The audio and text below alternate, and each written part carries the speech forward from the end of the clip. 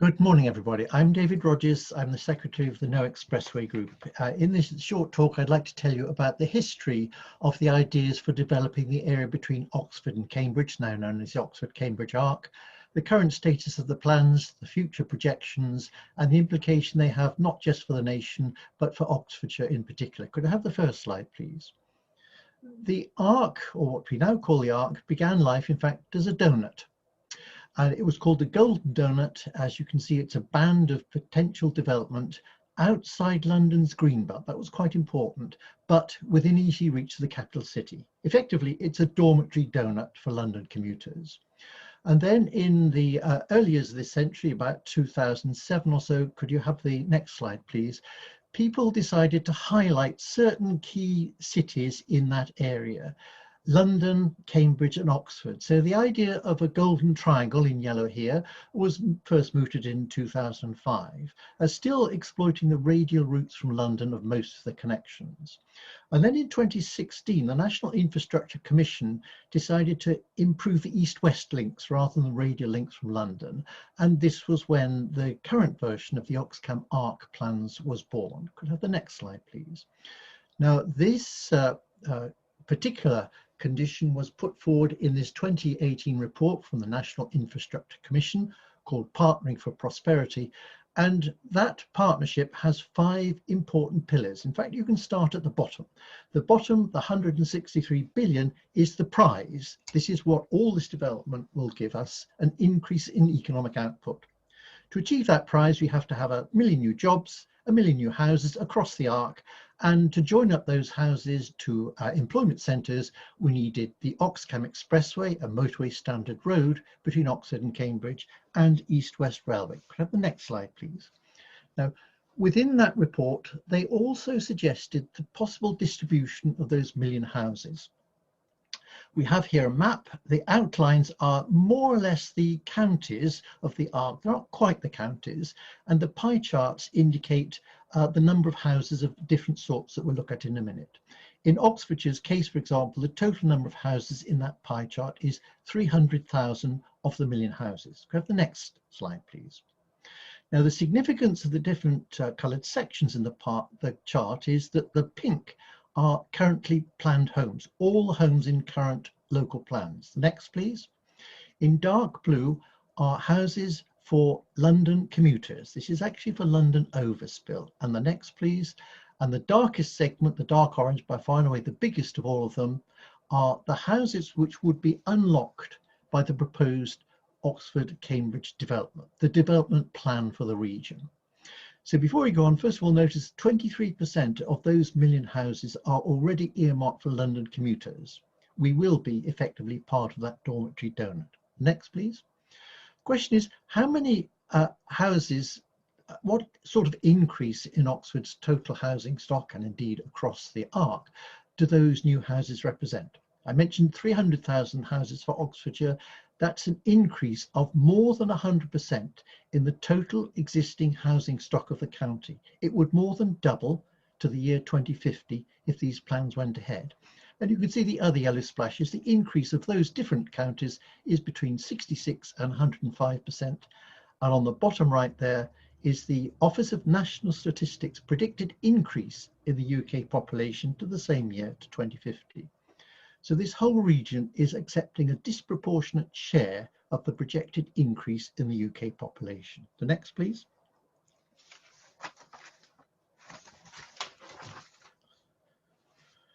So our campaign against the expressway and the overdevelopment of the region began in about 2018. Next, please. We called ourselves the No Expressway Group. That was the immediate target, but we also talked about the overinflated housing target.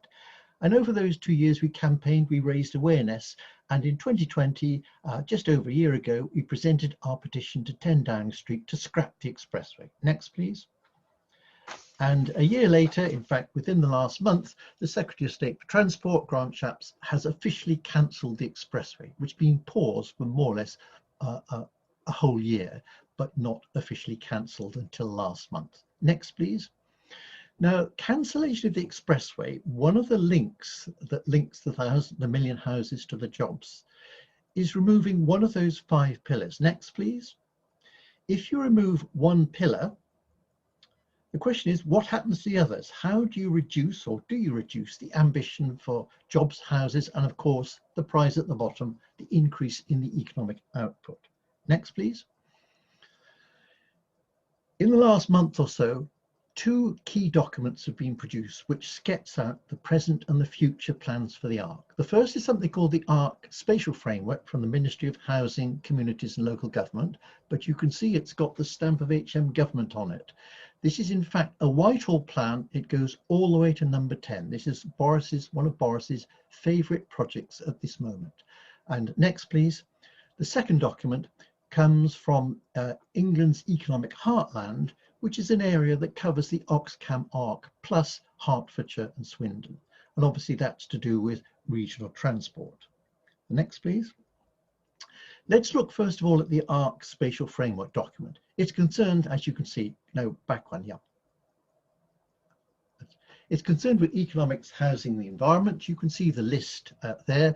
It's emphasizing the protection of nature and biodiversity. It's emphasizing the protection of ecosystem services. But then C and D there, you can see it still has the same economic ambitions of the original Partnering for Infrastructure document. It's effectively a regional plan. It crosses boundaries between counties and tries to join them up into some economic unit. And it talks a great deal about levelling up. But for this document, levelling up means levelling up within the ARC, not between the ARC and the rest of the country. Next, please. In the case of England's economic heartland dealing with transport, it decided to look at a different scenario for the growth across the region. So it looked at housing delivery targets for the next 31 years. It simply multiplied those targets by 31 to suggest that it needed to accommodate 862,000 houses rather than the million, and about 1.5 million more people by 2050 in the area that it was covering. This would involve an additional 15 to 25 billion vehicle kilometres per year on top of the baseline 42 billion at present time. And there are 5 transport scenarios progressively reducing the carbon output from these vehicles. CO2 transport emissions in this document, Pathways to Decarbonisation, were reduced from the current baseline of 21 million tonnes at the moment to either 14 million under a business as usual scenario, which imagined continuing electrification of the fleet but not total electrification, or in fact to 0 million tonnes by 2050, according to the other 4 transport scenarios. But quite frankly, all that they did here was draw a line from the present baseline to 0 at the target date of 2050. And they imagined various means by which we would get to 0 by 2050. The update to that document of a month or so ago reduces the timeline to 0 from 2050 to 2040. That is now the new target for zero carbon emissions of the transport fleet of the Oxcam Arc. Next one, please. So going back to the regional transport strategy, it looks at both rail and road. These are the proposed rail improvements. Most of these lines exist, mostly radial from London, but the key one is the pale blue one there, East-West Rail. This is a resurrection of the old Varsity line that was closed in 1960, and it will join Oxford and Cambridge. You'll be able to take a train between the two cities, in theory, by 2030. Next, please. In terms of roads, the strategy doesn't talk about a single road, it talks about many different corridors, in fact 13 in total, 10 of which are shown on this map as the oblongs of various shapes.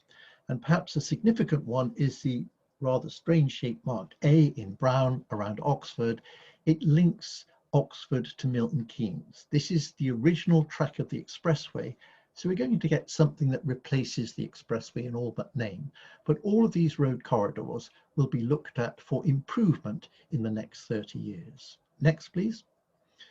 During a webinar following the release of this document, Naomi Green, who's the head of technical programs of EEH, made a very strange statement. She said the road additions and improvements on this map are only to meet existing needs. The needs of the present cars, not of all those future cars. Next slide, please. So the question is, where are we now?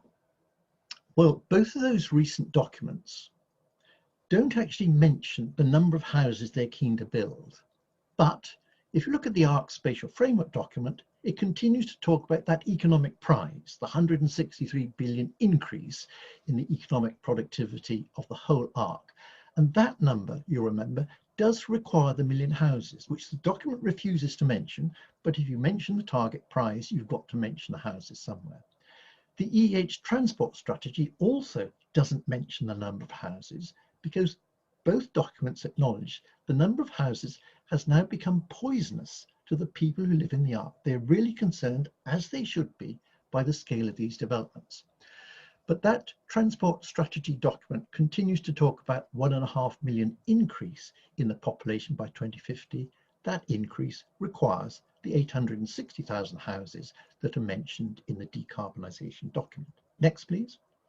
So what we have is essentially the rhetoric might have changed in these official documents, but the ambitions have not.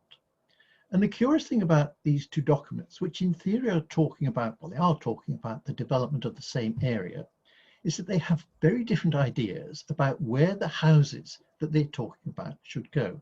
Could you have the next slide, please? The next slide is that map we had before from the National Infrastructure document. And we've got as a call out here for Oxfordshire alone that the NIC's allocation of the million houses puts 300,000 in Oxfordshire. The EEH's plan, 860,000 houses in total, allocates only 154,000 houses to Oxfordshire. These are very different numbers from two groups of people who in theory are working on the development of precisely the same area. Next, please.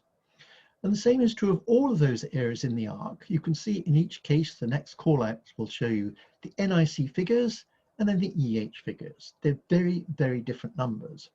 And the question for us is, well, which number is correct? We can't get straightforward answers out of this, but whichever number is correct would have very different implications for the development of the county and the region. And you notice on the right here that there are another 240,000 of EEH's houses which aren't within the borders marked on this map. Most of those will be in Hertfordshire, but they're in other parts of the that aren't within the ARC area as shown on this map. The next one, please. So what are the implications of the current plans for the UK in general?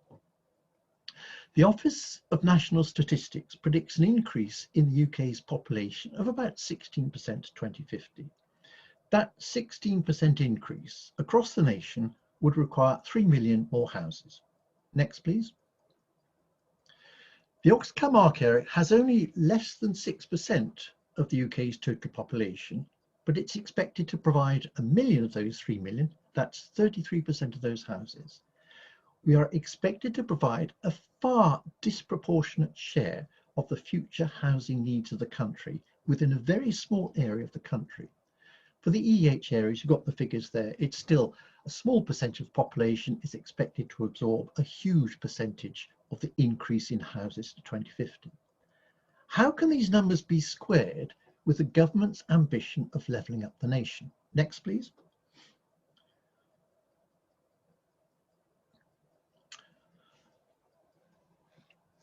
In the next 10 years, about a third of the growth of the UK population will be due to the natural growth. That's the births minus deaths of the resident population.